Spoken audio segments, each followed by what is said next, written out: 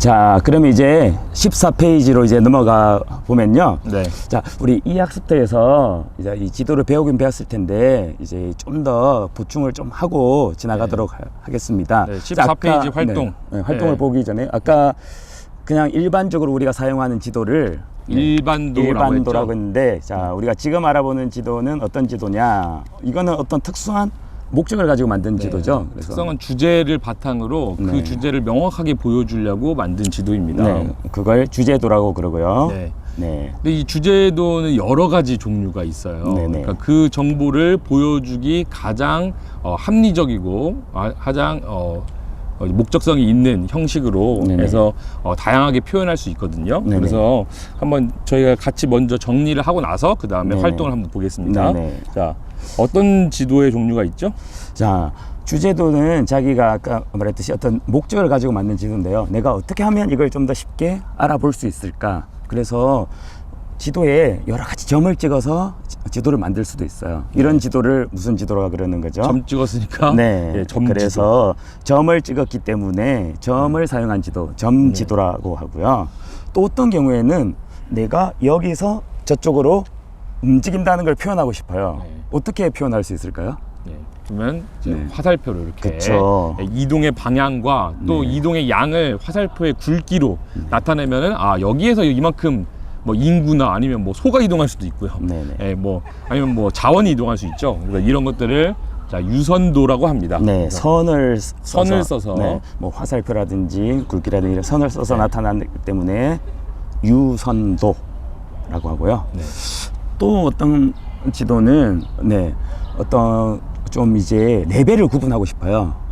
초급 레벨부터 중급 레벨, 네. 그다음에 상위 레벨까지. 근데 자, 아까 우리 지도에 본 것처럼 어떤 높이를 기준을 정해서 뭐 색을 나타낼 수도 있고요. 네. 그 정도의 네. 차이를 나타내려면 보통 색의 진하기 네.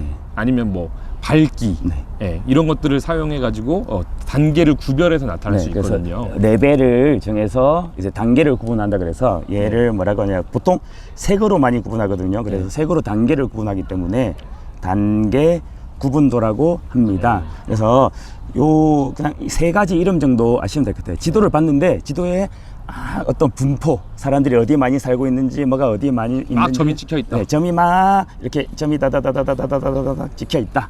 이러면 무슨 지도요? 점지도. 점지도. 쉽죠? 그리고 지도에 뭔가 선이 막 그어져서 화살표가 그어져 있다. 이러면 네, 유선도. 유선도. 그 다음에 어떤 구역별로 색깔이 어디는 빨간색, 어디는 노란색, 어디는 뭐 초록색, 이런 식으로 색깔로 단계가 구분되어 있다. 요거는 뭐라고 하나요? 단계 구분도. 단계 구분도. 네, 이렇게 쉽게 이렇게 생각해 보시면 되고요. 그래서 여기와 관련해서 우리 교과서에 있는 네. 바로 14페이지에 있는 활동을 같이 한번 네. 풀어보도록 할 텐데요. 그러면 이제 한번 14페이지에 있는 활동의 지도를 한번 볼까요? 자, 그러면 우리 14페이지 활동 네. 한번 해 보겠습니다. 자, 우리 네. 먼저 이제 시작하기 전에 이 주제도는 가장 중요한 게 제목을 먼저 보는 거예요. 항상 그 주제에 맞는 지도의 제목이 붙어 있어요. 여러분 한번 같이 얘기해 볼까요? 이 지도의 제목은 뭐죠? 제목을 보려면 뭔가 특별한 걸 하나 봐야겠네요. 네. 네, 여기에 보시면 책 밑에 세계 합계 출산율 이렇게 나와 있죠. 네. 네. 이게 그러니까 합계 어려운 말 나왔어요. 합계 출산율을 율. 나타내는 지도군요. 네. 합계 출산율이라는 건 그냥 쉽게 설명해 드릴게요. 여성 한 명이 그 자녀를 몇 명 정도 낳을 것인가를 통계를 잡는 건데요. 여기 보니까 합계 출산율을 어떻게 나타낼 수 있을까요?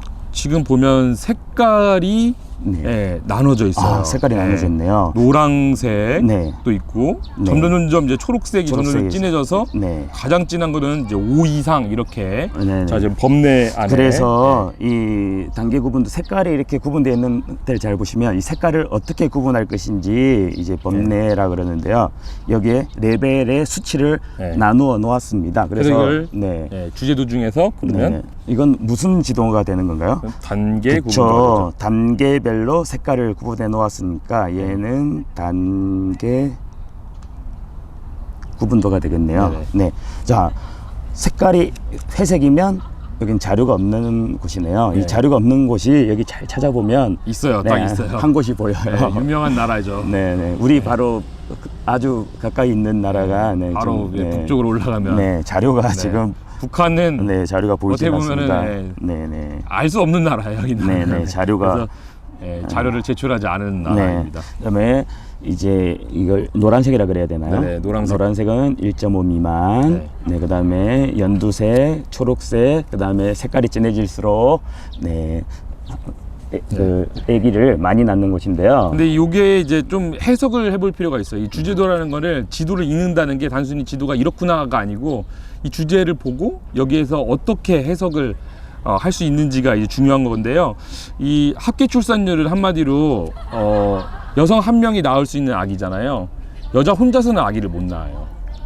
아빠 엄마가 결혼해서 아기를 낳기 때문에 결국 2명의 사람이 아기를 낳는 거잖아요. 그럼 합계 출산율에서 중요하게 봐야 될 수치가 바로 2입니다.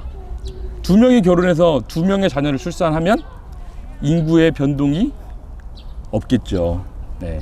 근데 2보다 합계 출산율이 높다라고 하면 앞으로 이 나라는 인구가 점점 늘어날 것이다, 이렇게 예측을 할 수도 있고요.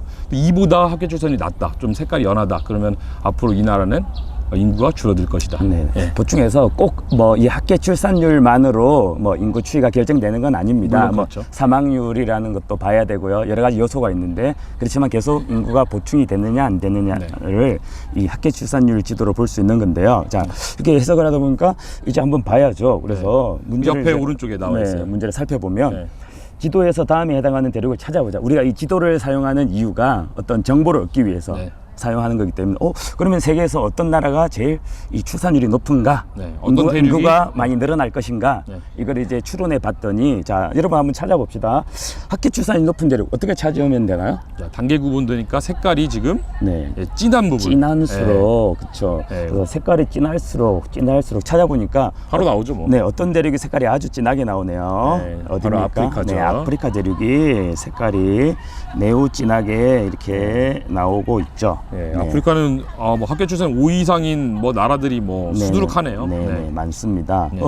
반면에 그러면 이 나라 어떤 나라들은 합계 출산율이 이제 너무 낮아서 인구가 많이 줄 수도 있겠구나라고 생각할 수 있는 대륙, 어디가 가장 낮은 대륙인가요?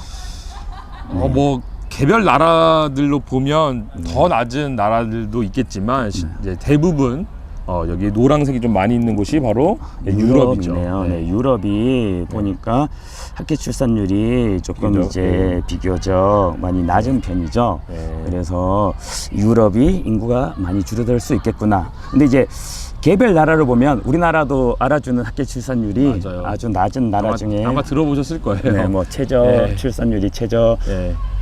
뭐를 찍고 있다. 뭐 이렇게 뭐 2019년 통계로는 우리나라가 네. 1위가 유력합니다. 0. 몇 명 이렇게 나오기도 네, 하더라고요. 자, 2번. 그러면 이걸 이제 해석을 해봐야죠. 네. 문항 1에서 답한 내용을 참고하여 지도를 통해 알 수 있는 내용을 간단히 정리해보자. 자, 아까도 말했지만 우리가 요걸 보는 이유는 이 지도를 이용해서 어떤 정보를 알기 위해서 자, 요런 걸 알기 위해서죠. 네. 근데 뭐 이건 정해진 답은 사실은 없어요. 근데 네, 네. 이제 지도를 보시면서 해석을 해보시는 거죠. 네네네. 자, 저는 이렇게 얘기할 거예요. 만약에 선생님이 여기다 답변을 쓴다면 네. 합계 출산율이 제일 높은 대륙은 네. 아프리카고 네네. 합계 출산율이 가장 낮은 대륙은 네네. 자, 유럽 쪽이다. 네. 그래서 앞으로의 인구는 이 아프리카 쪽은 아무래도 증가할 가능성이 높고 그쵸. 예, 유럽 있는 쪽은 좀 감소할 가능성이 높다. 네. 이렇게 그쵸. 정리해 그래서 볼 것 같아요. 뭐 이렇게 정리할 수도 있고 단순히 그냥 네. 아프리카는 출산율이 높고 유럽은 출산율이 낮다. 근데 우리나라도 보니까 상당히 낮죠. 상당히 낮고 네. 북한은 자료가 없다. 네, 북한 자료 없다 이렇게 써셔도 됩니다. 네네. 그래서 이 지도를 통해서 우리가 지도를 보는 가장 큰 이유는 앞서도 말했지만 어떤 정보를 얻기 위해서 우리가 필요한 정보를 얻기 위해서 사용하기 때문에요. 이제 이렇게 하는데요. 이제 다시 한번 이제 오늘 내용을 이제 살펴보면요. 주제조는 내가 특정한 주제를 위해서 네. 이제 사용하는 지도가 되는데, 자, 점을 찍어서 나타낸 지도를 뭐라 그런다고요? 점지도입니다. 점지도. 네, 이렇게 점을 찍어서 이렇게 점을 찍어서 표현한 지도를 점지도라 그러고요. 자, 선이 움직이는 지도를 뭐라고 한다고요? 선지도가 아니라 네, 유선도입니다. 유선도. 요거 생각보다 많이 들려요. 예. 네. 그다음에 어떤 지역이나 뭐 구역을 색으로 단계적으로 이제 레벨을 구분해서 나타내는 지도를 네, 단계 구분. 단계 구분도라고. 지금 방금 봤던 학계 출산율 네, 지도도 출산율 단계 지도죠. 구분. 네, 그래서 예. 점지도, 유선도, 단계 구분도 네. 이렇게 살펴보았습니다. 그래서 오늘 주제도에 대한 수업 했고요. 여러분도 활동 아마 다 하셨을 것으로 생각이 됩니다. 네네. 네. 이제 그 다음 페이지 15페이지에 오른쪽 하단. 예. 네, 함께 나누기는 여러분 한번 이제 해보시고요. 네, 한번 해보시고요. 뭐 시간 나는 다음에 여기 스스로 확인하기도 네. 예, 같이 해보시면 같이, 좋을 것 같습니다. 네, 그래서 이제 마지막으로 여러분들이 스스로 한번 확인해 보시고요. 혹시나 궁금한 사항이나 이런 거 있으면 계약구나 때 선생님들하고 이제 직접 만났을 때 질문하시고 이게 내용을 보충하면 될 것 같습니다. 네. 네. 자, 오늘 정말 수고하셨습니다. 네, 오늘도 수고 많으셨습니다. 우리 다음에 만나요. 네, 안녕. 안녕.